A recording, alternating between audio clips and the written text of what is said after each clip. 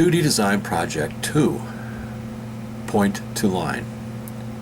We'll start with our first experiments in visual design by working with straight lines in Illustrator. Beyond the concept of point, a straight line is the next simplest element in graphics. As a matter of fact, it represents the shortest distance between 2 points, each being an endpoint of the line.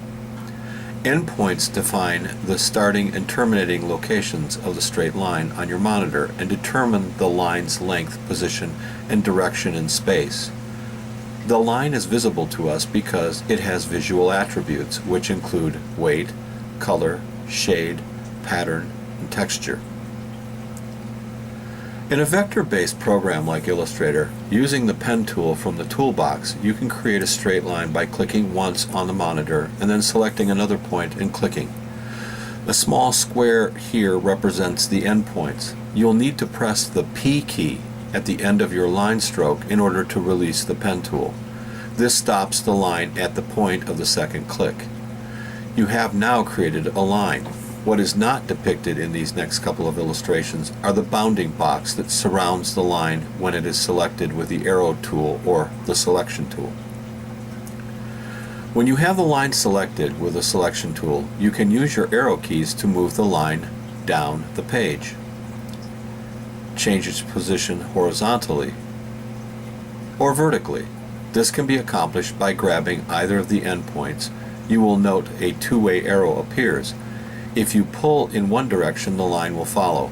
If the line is drawn perfectly horizontal to begin with, you can set it to snap to a 45 or a 90-degree orientation simply by holding the Shift key. You can shorten the line by moving the endpoints closer together, or lengthen it by pulling them further apart.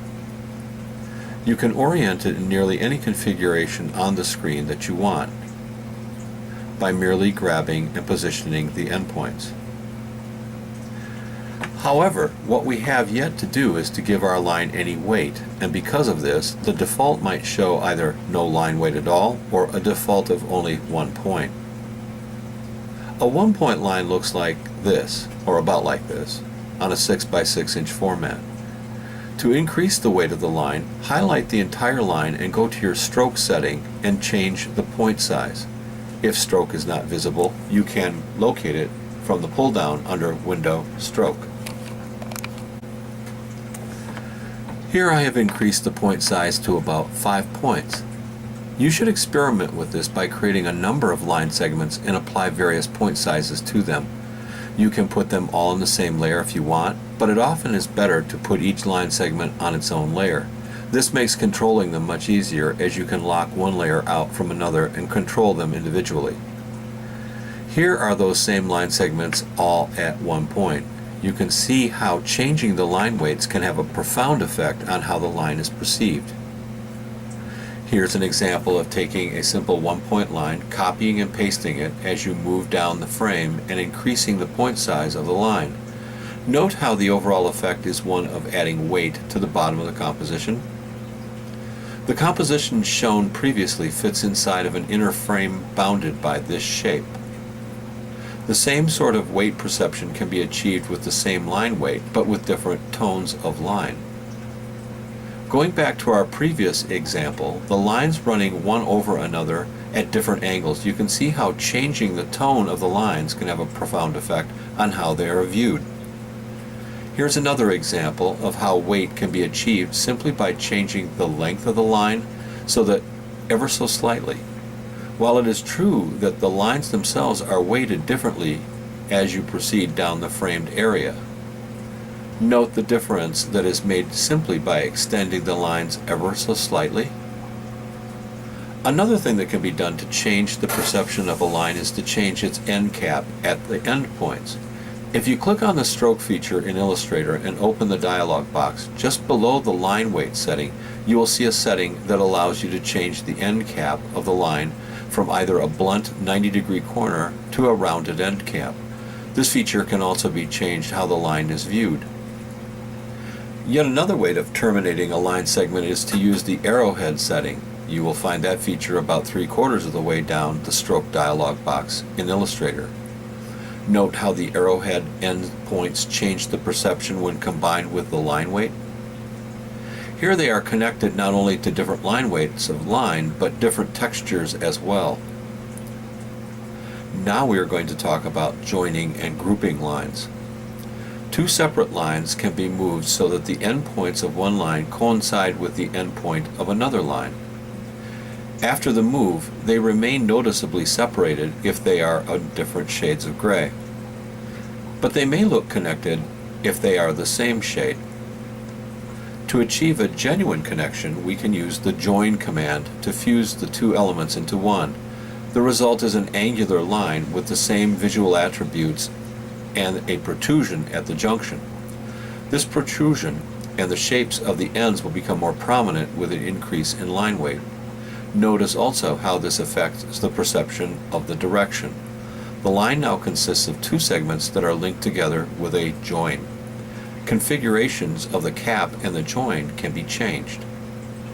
We can have round caps with a sharp join, sharp caps with a round join, or sharp caps with a bevel and truncated join. Caps for the two endpoints of the join must also be the same configuration. If we move one line so that one end touches the body of another line, the two lines cannot be properly joined.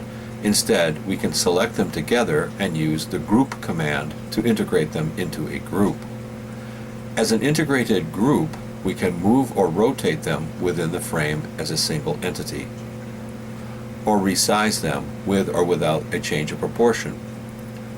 The group can be duplicated or ungrouped to make changes in the individual elements and then regrouped.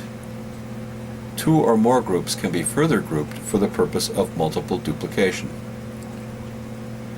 These are only some of the ways that lines can be manipulated in order to begin addressing the elements of design. So far, we have touched on emphasis, proportion, and movement, but there are probably other ways that can also be thought of. One of the other things that can be achieved using the stroke command is the ability to break the line up into component parts. Using the dash command in the stroke dialog box in this way, this can be achieved.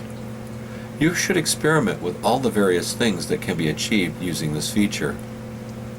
Each change in the line's quality affects the visual perception of the line from contrast to pattern to emphasis. Consider the amount of depth that can be accomplished in this particular case. You would most definitely want to make sure that these line segments were on separate layers. However, you can also achieve the same by moving one line segment behind another using the Object, Arrange, Move to Back, or Move to Front feature. To duplicate a line, we can drag a selected line by depressing the Option key on the keyboard at the same time to obtain its exact copy and place it anywhere. Each copy of the line can be assigned a different visual attribute. We can also use the command to clone a selected line and move the cloned line afterwards. After moving the cloned line to a desired location, we can engage the duplicate command to obtain further copies that are spread equidistantly in a definitive direction. Holding down the Shift key as we drag a cloned line constrains the move to either straight down or straight across. Further duplication can result in a horizontal row or a vertical row. Again, be thinking of how these techniques can be utilized to create design solutions where balance, alignment, and unity are concerned.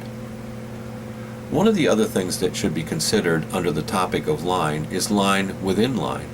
We can place a white line on top of another black or colored line that is much broader. This makes a slit in the broader line underneath, and this changes the perception of the line. The two lines can then be selected together and grouped as a unit and used repeatedly in a composition. Now consider using an angled line with a broad line, and then duplicating this. To achieve a more complicated composition, we can select these lines and rotate a copy of them into the vertical direction. If desirable, we can select all the white lines that are hidden beneath and move them to the front layer using the Send Forward command. The composition can be further elaborated on by changing the thin lines to dashed lines. Just as we've seen, one of the things that you can do with lines is to intersect them. Two straight lines in a different direction can intersect one another only at one point. If both lines are stroked with the same gray shade or color, they seem fused together. If they are in different grays or colors, the most recently created line appears on top of the one created earlier. A group of vertical and horizontal lines intersects with the same effect. We can send all of the vertical lines to the back or bring all of the horizontal lines to the front using relevant commands for rearranging their layering order. To achieve a regular woven pattern, we will need to send some lines to the back and some to the front, and then add short lines of the same weight and shade on top of the lines that appear behind at certain junctions. A grid of thin red lines on top of this woven pattern may add interest to the composition. See how this might affect such principles as emphasis and contrast? Instead of duplicating a line with repeated transformations, to accomplish similar effects we can blend two lines, one representing the commencing element and the other terminating element, with the predetermined number of intermediate steps. The two lines selected for blending can have the identical visual attributes, or they can have different weights, different colors or shades, different lengths, different directions, or different lengths and weights, or various visual attributes. Blending results in an integrated group, thus all elements in the blend can be done collectively. Rotated, duplicated, resized, and manipulated. If you continue to watch as I advance through these examples, think about how these techniques can be utilized. They might answer questions about principles of design and the elements of art. You don't need necessarily to use tone and color to achieve the same results as I have, but I will not restrict the use of them in this next assignment. So then, the next assignment will be, I want everyone to take enough copies of the concept sheets to be able to accomplish the following. Just like before with the point project, I want you to do 4 concept sketches for line that depict the following: balance, alignment, emphasis, proportion, movement, pattern, contrast, and unity. It probably goes without saying that I want you to simply do your very best to figure out what and how the principles might be depicted. Again, it is nothing ventured, nothing gained. It might not be right on the money, but it's better to show something than nothing at all.